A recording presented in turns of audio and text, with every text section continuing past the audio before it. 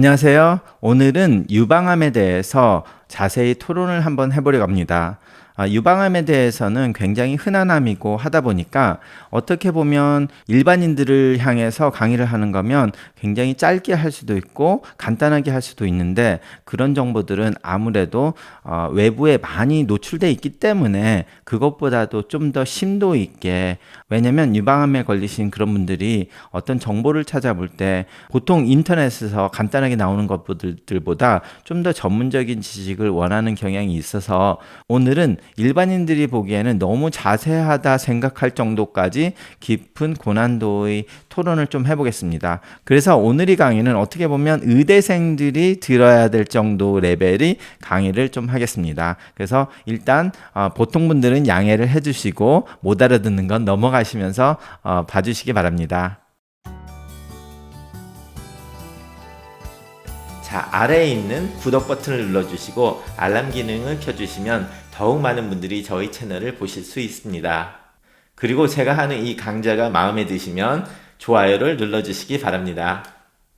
안녕하세요. 오늘은 유방암에 대해서 이야기를 할 건데요. 제가 그동안 암에 대해서는 별로 그렇게 말을 하지 않았습니다.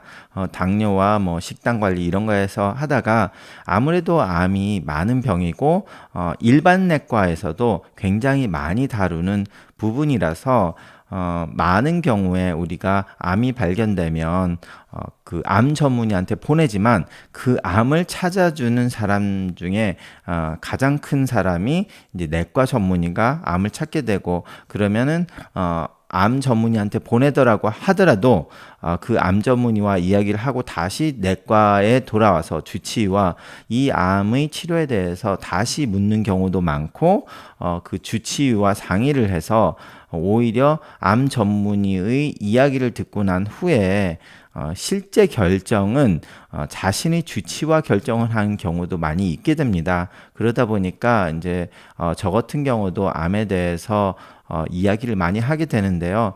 간혹 의료 시스템을 잘 이해를 못 하시는 분들은 무슨 암에 대해서는 암 전문의만 안다 이렇게 생각하시는데요.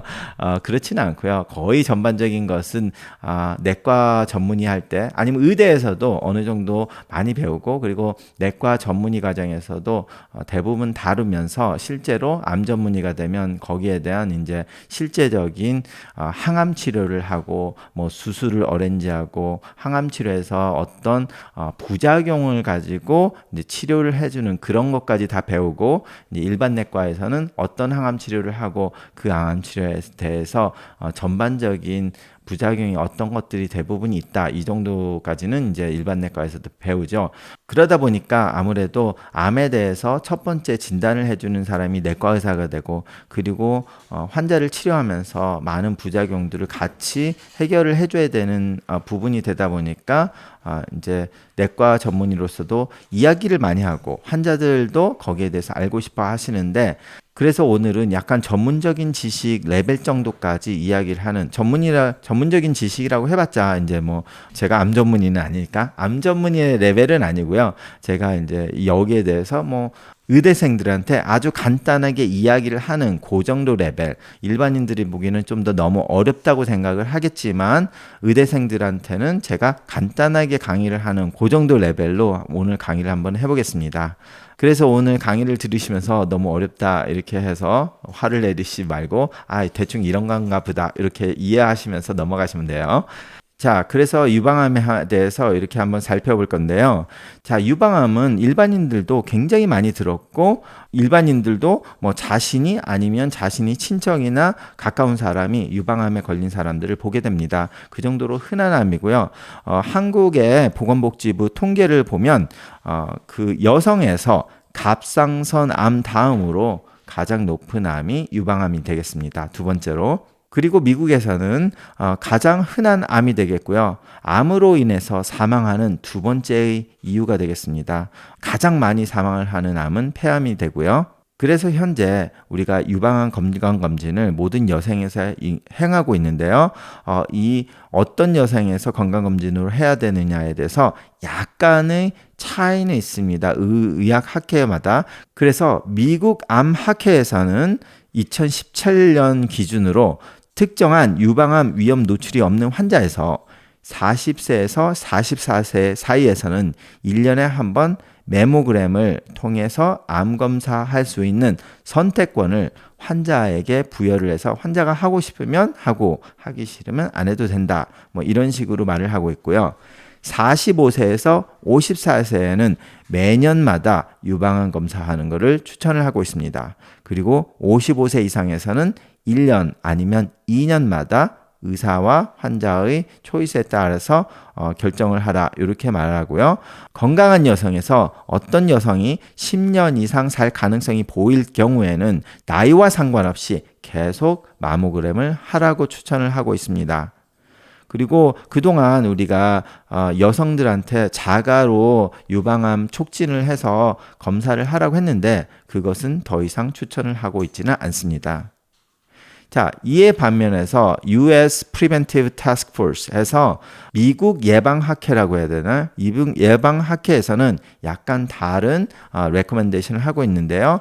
미국에서 US Preventive Service Task Force라는 기관은 이런 질병관리, 예방관리에 대해서 이제 발표를 하는데 보통 각종 암학회나 어떤 특정 학회보다는 약간 컨서버티브한 어프로치를 대부분 택하게 됩니다. 그래서 여기서는 40세에서 49세 사이에서는 2년마다 검사를 하는 것을 선택적으로 생각을 해서 옵션으로 하라고 말을 하고 있습니다. 그래서 실제로 꼭 하라고 하는 거는 50세에서 74세 사이의 환자에서 2년마다 하는 것을 추천을 하고 있고요. 75세 이상에서는 메모그램이 그 효과가 정말 있는지에 대해서는 증거가 불충분하다라고 지금 표시를 하고 있습니다. 자, 유방암의 위험 요소로는 이제 나이가 들면 들수록 유방암이 많이 되게 돼 있어요. 그래서 그게 가장 중요한 거고, 그리고 그 다음에 중요한 것이 가족력입니다. 그래서 가족력 중에서 first degree relative라고 해서 자기의 엄마나 아니면 자기 형제 아니면 자기 딸에서 젊은 나이에 유방암이 생겼거나 아니면 양쪽에 유방암이 있을 경우에는 가족력이 있다고 생각을 하고 그러면 유전자 검사를 하라고 추천을 하고 있습니다. 그래서 BRCA1, BRCA2 진이라는 유전자 검사가 있는데요. 그 검사를 하는 것을 추천을 하고 있습니다. 그런데 이런 암 중에서 특히 유방암은 이제 유전자 검사를 적극적으로 추천하는 암 중에 하나인데요. 그렇게 해도 전체 유방암의 10%밖에 유전적인 요소가 있지를 않습니다. 그래서 그게 무엇이냐면 90%가 유전적인 문제가 없이 생기는 거기 때문에 자신의 어머니나 아니면 자신의 형제들이 유방암이 없다고 해서 뭐 자기는 안전하다 그렇게 볼 수는 없죠. 그리고 이제 이 유방암이 걸릴 확률이 많은 경우는 이제 가족 중에 뭐 여러 명이 유방암이 걸렸거나 아니면은 호르몬 관련 뭐 초경이 빨랐거나 폐경이 늦었거나 아니면 임신을 한 번도 안 한 경력이 있어서 이렇게 에스트로겐 호르몬이 길게 나오는 경우에 유방암의 확률이 늦어진다고 하고요. 아니면 또는 늦은 임신 같은 비슷한 맥락의 이야기죠. 자, 그래서 BRCA1이라는 유전자가 파스티브가 되면 평생 유방암 확률이 50%에서 85%까지 이른다고 추측하고 있습니다. 그리고 난소암 확률은 40%, BRCA2가 가지고 있으면 10%에서 20%가 난소암 확률이 있고요. 일반인에서는 난소암 확률이 1%밖에 없기 때문에 40%까지 올라간다? 대단히 많이 올라가는 거죠. 그렇기 때문에 우리가 BRCA1, BRCA2를 중요하게 생각하게 되는 겁니다. 자, 그래서 어떤 사람이 가족력이 있어서 BRCA1과 BRCA2 검사를 했는데 양성이 나왔다. 그러면은 벌써 가족력이 있는 사람한테 검사를 했기 때문에 가족력이 있고 BRCA1과 2와 양성이 나왔다는 두 가지 조건이 만족이 시켜졌잖아요. 그럴 때는 이제 예방적으로 유방암을 잘라내는 그런 수술을 고려를 해볼 수 있고요. 꼭 하라는 건 아니고 고려해 볼 수 있고 아니면은 예방적으로 난소 척출술을 할 수도 있고요. 아니면 MRI를 통해서 암 검사를 한다든지 예방적으로 항암 치료를 하는 경우까지 있게 됩니다. 자, 유방암의 증상이라고 하면 뭐 통증 없는 유방암의 결절이 만져질 때 뭐 그럴 때도 있고요. 이제 유두에서 디스찰지 그 분비물이 나온다거나 아니면 유두가 함몰이 내는 그런 경우가 있는데요. 꼭 그렇다고 해서 암이라고 할 수가 없기 때문에 예전에는 이런 증상을 가지고 환자한테 검사를 해보라고 했는데 그 몇 년 전에 이런 검사 자체를 더 이상 추천을 안 한다고 하는 이유가 너무 잘못된 검사나 아니면 검사가 해서 정상이라고 생각을 잘못하는 해서 다른 검사를 안 하는 뭐 메모그램을 안 한다는 일이 생기거나 아니면 오히려 아무런 문제가 없는데 이상하다고 생각해서 너무 필요 없는 검사를 더 많이 하게 되는 경우 뭐 이런 것들이 너무 많아가지고 이런 증상 가지고 하지 말라는 이야기가 나온 거가 되겠습니다.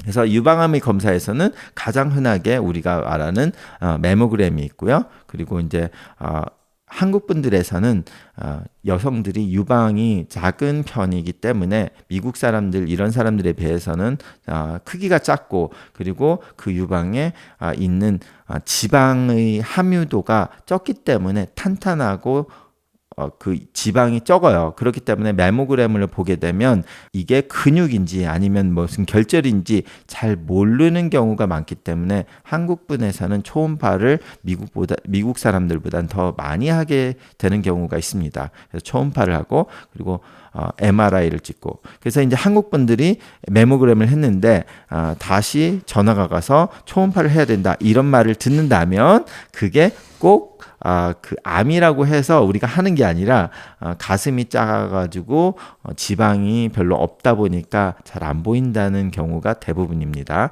그래서 혹시 그런 전화를 받았거나 뭐 이런 그렇게 오더가 내려졌다면 너무 걱정하시진 마시고요. 그리고 이제 그렇게 검사해서 뭐가 나오면 이제 결절 같은 게 나오면 우리가 침으로 해서 조직 검사를 하고요. 그렇게 해서 조직 검사에서 암으로 나오게 판정이 되면 이제 그런 다음에 더 검사되는 게 이제 호르몬 리셉터, 에스트로겐이나 프로제스테론의 호르몬의 리셉터가 있는 암인지를 검사를 하고 헐투뉴라는 검사를 또 합니다. 자, 그래서 유방암이 진단이 되면 이걸 가지고 어떻게 치료를 할 건가, 그리고 예후가 어떻게 될 건가 이런 거를 결정하기 위해서 가장 중요한 게 이제 우리가 스테이징이라고 하는 걸 해요. 단계가 몇 단계냐? 그러면 이제 그 단계를 어떻게 결정을 하냐면 그 종양의 크기 그리고 림프노드라고 해서 우리가 림프절이 어디까지 퍼졌냐 이 겨드랑이의 림프노드까지 퍼져 있냐가 가장 중요한 그 예후 조건 중에 하나가 되기도 해요. 그래서 이렇게 겨드랑이 림프절에 퍼진 그 여부를 중요하게 생각하고 그리고 그게 다른 데로 전이가 됐는지 그거를 가지고 이제 우리가 그 유방암의 스테이징을 하게 됩니다. 그래서 그런 스테이징을 한 후에 그럼 그것을 가지고 이제 우리가 이런 암은 10년 예후가 어떻게 되냐, 뭐 신전 생존율이 어떻게 되냐, 뭐 이런 거를 계산을 하게 되거든요. 그래서 스테이지 1일 때 그리고 그 투머 사이즈가 2cm 이하고 림프구로 퍼지지 않았을 때는 스테이지 1으로 하는데 10년 생존율이 75% 정도 나오게 되어 있습니다. 그리고 이제 스테이지 2는 암 종양이 2cm에서 5cm가 되고 겨드랑이 림프노드가 파스티백으로 나왔을 때 50%의 10년 생존율이 되게 되겠습니다. 그리고 스테이지 3로 넘어갔을 때는 그 종양이 5cm 이상이고 흉부나 피부 침범을 했을 경우 그럴 경우에는 10년 생존율이 27%로 확 떨어지게 됩니다. 그리고 이제 스테이지 4는 다른 데로 전이가 막 된 암이고 그것은 10년 생존율이 10%도 안 되는 그런 스테이지에 따라서 10년 생존율 아니면 예후가 굉장히 많이 차이가 나게 되죠. 그리고 우리가 이제 호르몬 리셉터를 체크를 한다고 그랬는데 표지인자 이런 호르몬 리셉터 대해서 그 예후가 달라져요. 그래서 에스트로겐 리셉터나 프로제스테론 리셉터가 파지티브일 때는 보통 3분의 2 환자들이 이제 이런 리셉터에 파지티브가 나오는데요. 그런 경우 예후가 대부분 양호한 경우가 많습니다. 그래서 반대로 에스트로겐 리셉터나 프로제스테론 리셉터가 네게티브로 나오게 되면 재발 가능성이 높고 예후가 안 좋은 경우로 가게 되는 경우가 많아요. 그리고 HER2/new에 파지티브 되면 좀 더 악성인 암을 가진 환자들이 많습니다. 그래서 이렇게 유방암이 치료에 앞서서 치료 방법을 선택을 할 때 고려하기 위해서 스테이징을 하고 이렇게 에스트로겐 리셉터, 프로제스테론 리셉터가 있는지 그리고 HER2/new의 여부를 우리가 가지고 이야기를 하고요. 그래서 이제 치료를 시작을 하게 되면 가장 먼저 고려를 하는 게 이제 수술을 하게 됩니다. 그 종양을 부분적으로 떼내서 어떻게 얼마만큼 뗄 건가 그 수술의 여부를 이제 결정을 해서 수술을 하게 되는데요.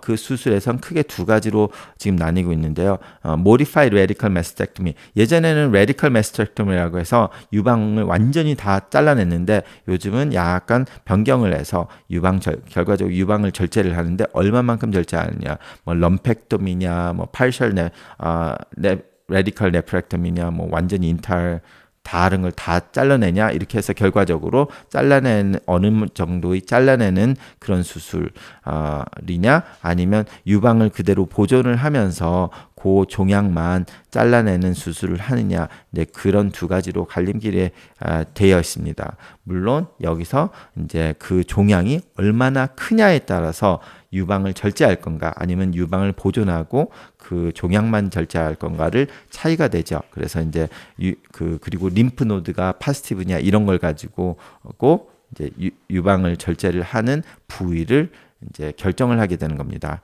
그리고 우리가 이런 걸 할 때 센티널 노드 바이옵시라고 하는 거를 하는데요. 자, 센티널 노드 바이옵시라고 하는 거는 이제 그 종양에다가 결과적으로 잉크 같은 거를 인젝션을 해서 그 잉크가 이제 림프구를 타러서 흘러가는데 그러면 첫 번째 흘러간 림프 노드를 잘라요. 자른 다음에 그걸 현미경으로 봐서 거기에도 암이 퍼져 있으면 이제 그 파지티브고 그럼 그 다음 단계를 하는데 첫 번째 했는데 거기에 그 아무런 암세포가 안 보였다. 그러면 림프노드 첫 번째 그 림프노에도 발견이 안 됐기 때문에 퍼지지 않았다는 것을 의미를 하기 때문에 이런 환자들은 그 수술할 때도 더 적게 할 수 있고 그리고 예후도 더 좋을 거라는 추측을 할 수 있게 되는 겁니다. 그래서 혹시 환자분 중에서도 이렇게 센티널 노드 바이옵시에서 네게티브가 나왔다 그러면 굉장히 좋은 소식이라는 것을 알 수가 있겠죠. 그리고 이제 그렇게 부분적으로 자른 후에 우리가 그 다음에 하는 유방암의 치료는 이제 전신적인 치료를 하게 되겠습니다. 그래서 전신적인 치료는 이제 호르몬 엔도크린 테라피라고 해서 내분비적인 치료라고 해야 되나요? 결과적으로 모든 사람들이 이제 호르몬 치료라고 일컫는데요. 호르몬 치료와 항암 치료가 있어요. 그래서 이제 먼저 호르몬 치료를 얘기하려면 이제 가장 오래됐고 가장 잘 알려진 타목시펜이라는 호르몬 치료제를 쓰게 됩니다. 그래서 이 타목시펜은 Selective Estrogen Receptor Modulator라고 해서 에스트로겐에 대한 리셉터의 그 호르몬 치료제예요. 그래서 물론 그러다 보니까 우리가 제일 처음에 우리가 이 암이 생겼을 때 에스트로겐 리셉터가 파지티브냐 네게티브냐 이런 거를 하는 게 에스트로겐 리셉터가 파지티브인 환자에서 이 타목시펜을 쓰게 됩니다. 그리고 이 약은 이제 하루에 한 번씩 복용을 하면 5년 재발률이 50% 저하가 됩니다. 이 약으로서. 그렇기 때문에 에스트로겐 파지티브 투모면 무조건 타목시펜을 주게 돼요. 자, 그리고 이제 그런 같은 호르몬 치료 중에서 그 다음에 나온 게 아로마테이즈 이니비터라는 약이 나왔습니다. 아나스토졸과 레트로졸이라는 약인데요. 뭐 쉽게 말하면 타목시펜의 향상된 치료제라고 하면 되는데 이 약의 문제는 이 약은 타목시펜과 다르게 오버리에서 나오는 에스트로겐의 그 생성을 막지는 못해요. 그렇기 때문에 오버리에서 계속 에스트로겐이 만들어지는 사람한테는 쓸 수가 없어요. 그러다 보니까 결과적으로 폐경이 온 여성에서만 사용할 수 있게 있게 된다는 것입니다. 그리고 타목시펜은 골다공증에 오히려 도움이 될 수는 있는데 아로마테이스 이니비터는 골다공증을 악화시키기 때문에 이런 분들에서는 이제 덱사 스캔 이런 식으로 골다공증 검사를 주기적으로 해야 되는 그런 문제점이 있고요. 그래서 이렇게 호르몬 치료를 하고 그 후에 다른 분들은 이제 항암 치료를 하게 됩니다. 뭐 대부분 이 네 가지를 주로 이제 하게 되는데 이제 아무래도 유방암 이제 암 부분에는 이런 항암제가 굉장히 많이 발전이 되기 때문에 제가 여기서 나온 거 이외에 뭐 새로 나온 건 모르겠어요. 그런데 우리가 기본적으로 우리가 유방암에서 쓰는 대표적인 이제 물질 거의 대부분이 항암 치료 컴비네이션 프로토콜이 이제 이 네 가지가 있는데 도세탁셀, 사이클로포스파마이드가 있는 프로토콜로 하든지 엔트라사이클린과 사이클로포스파마이드 그리고 탁센을 쓰는 그런 프로토콜 아니면 독시탁셀을 가지고 있는 컴비네이션 테라피라든지 아니면 사이클로포스파마이드, 메토트렉세이트 그리고 플로로유러실이라는 약을 쓰는 그런 항암 치료를 하게 됩니다. 자, 그래서 이런 유방암에 나오는 이런 치료 약물들이 의대생들 시험에 이런 약들 나와요. 그래서 혹시라도 이거 보시는 의대생이 있다면 이 약들은 어느 정도 기억을 해놔야 돼요. 그리고 이제 이 약들에 대한 대표적인 문제들이라든지 그런 것도 그 시험에 나올 수 있기 때문에 유방암 의대에서는 사이드 이펙트까지는 안 하겠다. 그렇지만 내과 암 전문의가 아니라 내과 레지던트 시험에서 나오고 그렇기 때문에 굉장히 중요한 것들 중에 하나인데 일반인들이 이런 것까지는 알 필요가 없겠죠. 자, 그래서 우리가 보통 유방암의 치료에서 호르몬 테라피를 한 다음에 이렇게 항암 치료를 하는 사람들은 다 하지는 않고요. 유방암의 종양 크기가 너무 크거나 아니면 림프노드가 파지티브 나왔거나 아니면 호르몬 리셉터가 네게티브로 나온 사람들은 예후가 안 좋기 때문에 더 해야 되고 젊은 여성도 예후가 안 좋기 때문에 젊은 여성에서도 항암 치료를 대부분 하게 됩니다. 그리고 트라스즈맵이라고 하는 헐투뉴에서 파지티브가 나온 투머에서는 트라스즈맵이라는 약을 추가를 해서 쓰게 됩니다. 그래서 유방암의 치료에서 호르몬 리셉터가 파지티브가 나오신 분들은 이렇게 엔도크린 테라피 이런 타목시펜 같은 약을 5년 동안 치료를 하는 게 이제 스탠다드고요. 그리고 이제 림프노드가 나왔다든지 종양 크기가 1cm 이상이었다든지 아니면 유방암의 환자에서 20% 정도는 헐투뉴가 파지티브인데 그 헐투뉴가 파지티브인 환자에서는 트라시즈맵이라는 거를 추가를 하고 그리고 온코타입이라고 해서 유전자 검사를 하는데 그 유전자에서 하이 리스크 진 익스프레션이 되고 있는 환자에서는 항암 치료를 하는 쪽으로 가게 되어 있습니다. 자, 여러분 제가 오늘 이야기한 이 유방암에서 치료나 이런 이야기들이 좀 굉장히 전문적으로 말을 했는데요. 지금 유튜브 보시는 분들이 의대생이나 아니면 내과 전문의들이 아닌데 이렇게까지 자세하게 할 필요는 솔직히 없습니다. 하지만 암이 굉장히 흔하게 일어나고 그렇기 때문에 제 유튜브를 보시는 분들 중에서도 유방암이 자신한테 있거나 아니면 자기와 아주 가까운 사람 중에 유방암이 있는 사람이 굉장히 많이 있을 거예요. 그러면은 친척이면 모르지만 자기 와이프가 그렇다거나 아니면 자신이 유방암에 걸렸다고 하면 아무래도 좀 더 전문적인 이야기를 듣고 싶어 하실 것 같아서 오늘 이렇게 자세히 이야기를 합니다. 그런데 아무래도 아주 가까운 사람에서 유방암이 있었던 사람이 없다면 그런 분들은 오늘 강의가 너무 고난도의 말을만 한 것 같다고 분명히 말씀을 하실 것 같아서 이렇게 양해를 다시 구합니다. 감사합니다.